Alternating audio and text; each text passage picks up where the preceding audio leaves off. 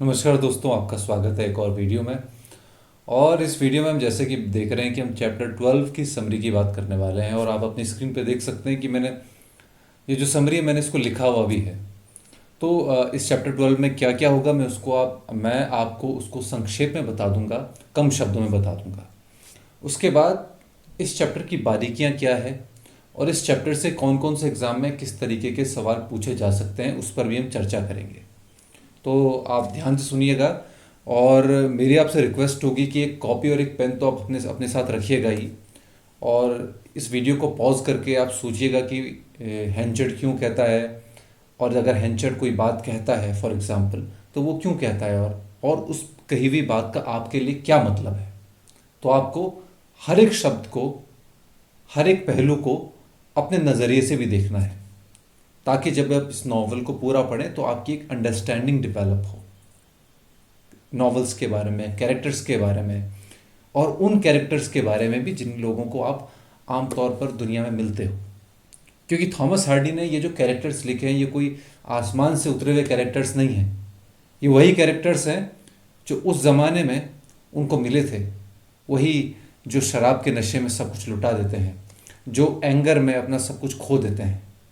क्या आप ऐसे लोगों से नहीं मिले जिन्होंने गुस्से में आकर के अपना नुकसान कर दिया हो, और एक ऐसा नुकसान कर दिया हो जिसकी वो भरपाई नहीं कर पाए, कभी नहीं कर पाए, या कोई ऐसा काम कर लिया हो जिससे there was no turning back from there.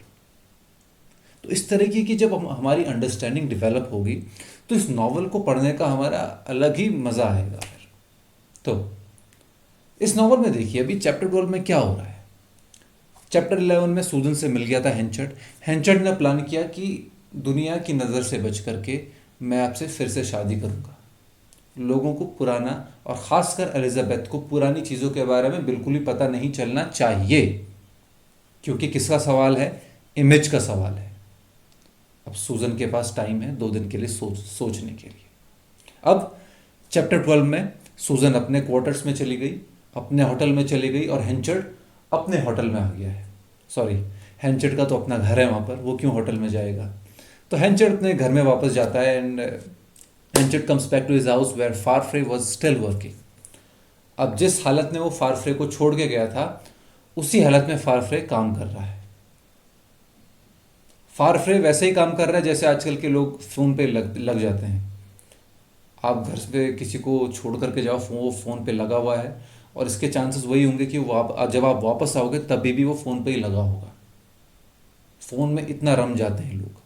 लेकिन फारफ्रे तब तो फ़ोन होते नहीं थे, तो फारफ्रे अपने काम में रमा हुआ था। कौन सा काम था? जो उसको मैनेजर का काम मिला था, वो सारी चीज़ों को देख रहा था कि कौन सी चीज़ ऑर्डर पे है, कौन सी चीज़ ऑर्डर पर नहीं है। तो हैंचर्ड तो खुश हो जाता है, लेकिन उसके दिमाग में कोई और ही डायलिमा चल रही है। वो डायलिमा क्या है वो उसको बताता है। वो शुरू से लेकर अंत तक हर एक बात बताता है कि कैसे मैंने शराब के नशे में अपनी बीवी को बेच दिया। और एक और बात थी, वो बताता है कि एक बार जब जर्सी में जब वो कहीं जा रहा था, आई थिंक जब वो मेयर बन जाता है, एंड वो बिजनेस के सिलसिले में शायद वो कहीं जा रहा होता है, तो उसकी तबीयत ख़राब हो जाती है। तो उसको एक लेडी जो कि एक मिलिट्री ऑफिसर की बेटी है, उसी की तरह अकेली थी, वो उसकी सेवा करती है। जब सेवा करती है तो करीब आते हैं, जब करीब आते हैं तो प्यार होता है, प्यार होता है तो फिर घनिष्ठता बढ़ती है। और जब इतनी घनिष्ठता बढ़ गई कि हेंचट ने बोल दिया कि यार तुमने मेरे लिए इतना किया, मेरे नाम की वजह से तुम्हें इतनी बदनामी हो रही है, क्योंकि मैं तो तुम्हारी सेवा पा करके अपने कैस्टर ब्रिज में आ गया, लेकिन तुमको मेरी वजह से बदनामी झेलनी पड़ रही है, तो why not you marry me, why don't you marry me. और वो खुश हो जाती है। और ये बातें हेंचर्ड फारफ्रे को बताता है कि एक तो मैंने अपनी वाइफ को बेच दिया, दूसरा एक और वुमन से मैं शादी कर रहा हूँ। और फिर फारफ्रे बोलता है, फिर फारफ्रे को एक और बात बताता है कि सूजन और उसकी बेटी वापस आ गए हैं। तो हेंचर्ड ने क्या क्या बातें बताई? एक तो अपनी वाइफ को बेचने वाली बात, दूसरा कि उसकी वाइफ और बच्चे वापस आ चुके हैं 18-19 साल बाद। लेकिन ग्लिच क्या हो रहा है, कबाब में हड्डी क्या हो रहा है कि कि yes there is another woman in the life of Henchard. तो फारफ्रे से वो हेल्प मांगता है कि हेल्प कर दो भाई। तो फारफ्रे बोलता है कि आई थिंक हेंचर्ड डिसाइड करता है कि he will marry Susan and will say to that woman जिससे उसकी शादी होने वाली है कि भाई मैं आपसे शादी नहीं कर सकता क्योंकि मेरी पहली वाली वाइफ आ चुकी है। तो फारफ्रे एक लेटर ड्राफ्ट करता है हेंचर्ड के कहने पर, एंड फारफ्रे उसको डिलीवर भी कर देगा। तो ये सब तो समरी हो गई, एंड लास्ट लाइन भी पढ़ लेते हैं। Also Farfrae suggests Henchard to tell his daughter the truth to every detail. Farfrae ये चाहता है कि जो जो सच्चाई उसने फारफ्रे को बताई है हेंचर्ड ने, वही बात एलिजाबेथ को भी बता दे, क्योंकि सच बोलने में क्या हर्ज है, सच उसका अधिकार है सच जानना। लेकिन हेंचर्ड कहता नहीं, ये मेरी इमेज का सवाल है, रिस्पेक्ट का सवाल है, मैं बिल्कुल नहीं बताऊंगा। तो ये हो गई समरी। अब थोड़ा कैरेक्टर एनालिसिस कर लेते हैं। देखिए अभी ध्यान देने वाली बात है कि हेंचर्ड को अभी आए हुए एक दिन भी नहीं हुआ है, वो मैनेजर आज ही बना है, सॉरी फारफ्रे मैनेजर आज ही बना है, और हेंचर्ड ने सारी बातें उसको बता दी, एक स्ट्रेंजर को बता दी, जो सीक्रेट उसने किसी को नहीं बताया फारफ्रे को बता दिया। इसका क्या मतलब हो सकता है? क्या आपकी लाइफ में भी कभी ऐसा होता है कि जो सीक्रेट आप किसी को ना बताओ, आप कभी कभी एक स्ट्रेंजर को बता दो? जो बात अपने माँ बाप को ना बता पाओ, आप किसी नए दोस्त को बता दो। ऐसा होता है क्या? Why? Maybe Henchard feels very lonely.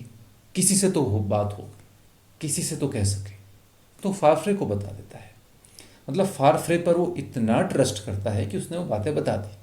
तो ये कैरेक्टर है, इम्पॉर्टेंट कैरेक्टर हो सकता है ये, इफ़ यू थिंक।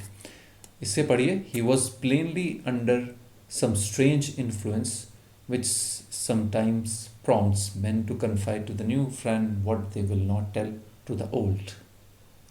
जो बात मैंने अभी कही, इसको आप नोट कर लें। तो ये सारी बातें बता देता है, एंड आपको ये भी देखना पड़ेगा कि फारफ्रे उसको क्या सजेस्ट करता है। एंड अब एक और बात है, शायद ये थोड़ा इम्पोर्टेंट हो हेंचर्ड के कैरेक्टर के बारे में।